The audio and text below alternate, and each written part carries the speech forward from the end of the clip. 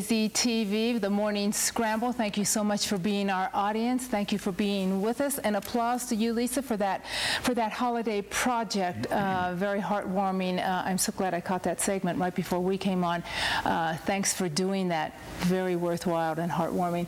Christmas, of course, has as many different faces as there are people in the world. Do you not think? I think so. That's well said. Did I overstate that? No, well, it's... I mean, I overstate many things, but...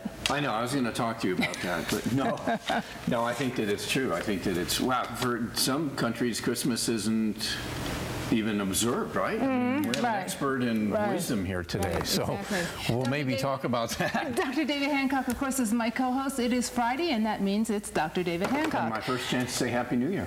Yes. Happy New Year. To you too. Kelly Larsen is with us. She is the author of Keys to Unlocking Your Inner Power. You know, before we went on the air, Kelly, you and I were speaking, and we were of the same mindset, it seems like. When I first picked up your book and I saw that you had used the word keys, not that you intended to use another word, but I was so glad I didn't see the word secrets. Because I've always thought in the universe, in religion, whether it be a structured religion, whether it be however you perceive it to be, there are no secrets. There are no secrets, and it's when spiritual truths are kept secret, it's a power thing to keep certain people in control while others are not. And I chose that book, Keys, specifically because this book just lays out a topographical map of spiritual development and what spirituality is. And I wanted to... What is spirituality? You just opened that door. Spirituality is the evolution of humanity, in a nutshell. We're an evolving being, a divine evolving being, and in this world we are evolving in a certain framework. And as we evolve and elevate out of this framework, we go through what we call spiritual development and the different levels of that. And ultimately that's what enlightenment is to bring you up to a level where you can ascend up into a higher dimension of reality.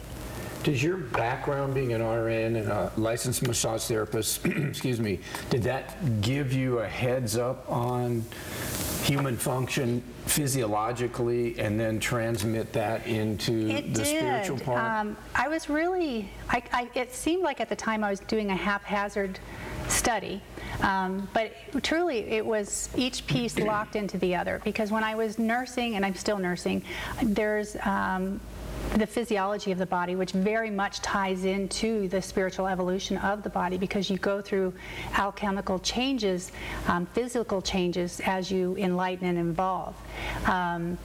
And so it gave me a better understanding of that. And then when I was doing massage therapy, then we touched much more into the energetic factors, energetic body, the mind-body connection, and that expanded it into another realm. When I did martial arts, again, you're looking at that mind-body connection and the spiritual aspect. So they all interwove, and that's basically what that book is about, is how we are a whole being interwoven into the spiritual being, and we're not just a physical being. With you and Dr. Hancock, of course, both being in the medical field, the word miracle comes to mind. Miracles have been happening and being performed since the beginning of time. When you're involved in the medical field, many times you see either minor, major, however you deem it to be, miracles. Every day. Okay. Oh, every day in my practice. Absolutely. It's so honoring to be able to just do what I love doing and see things happen, whether it's knee pain or headaches or digestion or whatever. At a segmented level we can see that, but then you look at the whole picture and you go, God, this is some pretty cool stuff. You push the body in the right direction and man, it can run with the healing. People can miraculously, spontaneously heal. Yeah. It's very humbling to watch. Oh, okay, both of you, where does that, I think I know, but where do we think that comes from, or where do we know that comes from?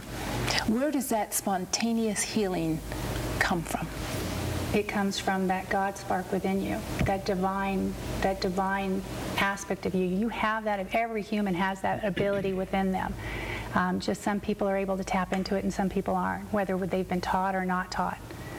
But everybody has that spark. Do we feel that physically, when it comes to the physical body, that if you give the body what it needs or let it step away and let it do what it does, it will heal itself? It's a little bit more convoluted than that, because a lot of the things that I wanted it to be simplified. You wanted to say, yeah. You know, in a nutshell, you could.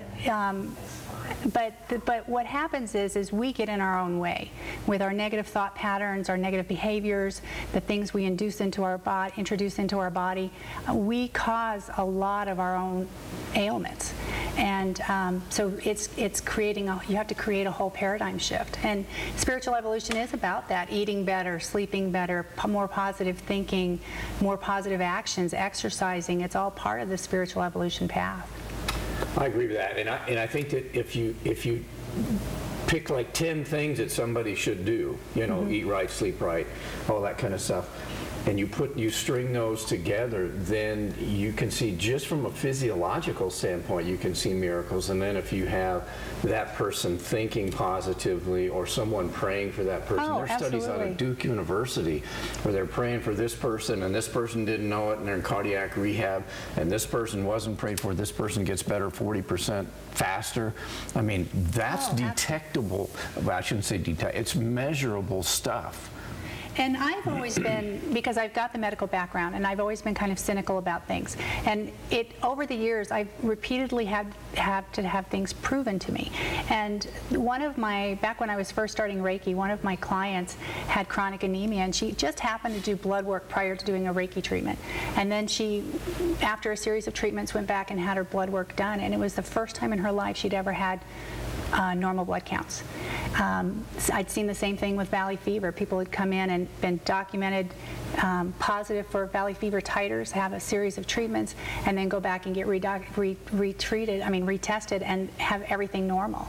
And that would be the only thing that changed. Do we feel that Gnostics, mystics, you pick the word, name it, have always known the power of prayer? They have. It is a fundamental core. It's a gift to humanity. It's part of the gift of word and sound. When we pray, what do we set up? What is it that we set up around ourselves? Wow, that's a great question. I'll let Kelly answer that. You're tapping into the divine energies that surround us when you pray, and you formulate them into a thought form. And you're tapping into higher powers that assist us. So not only are we creating and manifesting with our prayers, we're tapping in and pulling in energies to assist in the manifestation of your desires. It's like plugging an appliance into the outlet, but you can see that. But the prayer is so esoteric. It's not like there it is, and there's the answer. And I mean, it's not just a random, out there. You know, it's not something you just throw out there. If you pray with focus, you will exponentially accelerate the power of your prayer. I'm glad you used that example, because it's like a light switch, a lamp. Until you turn the light switch on, it's there. It can light. We know what it does. But until you make that connection, gotta flip the switch. Nothing happens. Kelly Larsen, author of Keys to Unlocking Your Inner Power. Where can we get the book? Primarily, it's on Amazon.com, but in Sedona, it's at the Well-Read Coyote. In Prescott, it's at Peregrine Books, and in Tempe, it's at I love that. I love that title. And down in Tempe, it's at Changing Hands Bookstore, and in Phoenix, it's at Ladybug House of Sandwiches. So it's everywhere. It's everywhere. Kelly, you're Thank you. Thank you so much. Thank you so much. Thanks for having me.